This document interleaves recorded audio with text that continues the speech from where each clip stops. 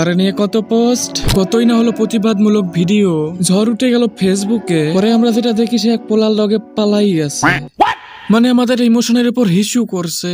মানে কি বলবো, যাই হোক এই দৃশ্যটা ভাই অনেক কষ্টকর। আহা, কি আমারই কষ্ট লাগছে, চোখের জল এসে গেল। ওরা কেন প্রেমিক প্রেমিকাদের আলাদা করে আমি বুঝি না। যাই হোক, তোমাদের ভালোবাসা হয়ে গেছে, তবে তোমাদের পরিচয়টা কোথায় হয়েছে? টিকটকে।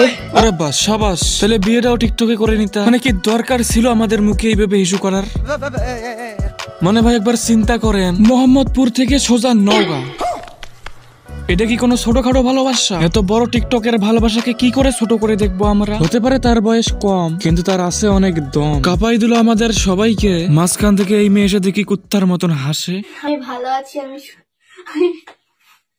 মানে কি সুন্দর কাহিনী। আমরা ওর জন্য এইদিকে চিন্তায় ভাসি, আর এইদিকে দাঁত মাত কালাইয়া কি সুন্দর হাসি। ধক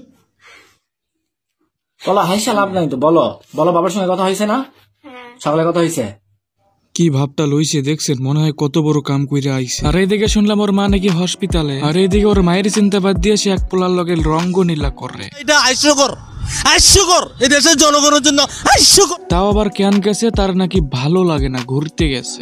বাসায় ভালো লাগে না তাই। এই ভালো লাগার জন্য সোজা নওগাঁ। তো আমার ভাই ব্রাদাররা, তোমাদের বলে রাখি যে এই মেয়ের টিকটক ভিডিও দেখলে বলবা বাহ কি সুন্দর চরিত্র। তো যাই হোক, ভিডিও কেমন হয়েছে জানি না, তবে ভাই সাবস্ক্রাইবটা করো, প্লিজ সাবস্ক্রাইব করো।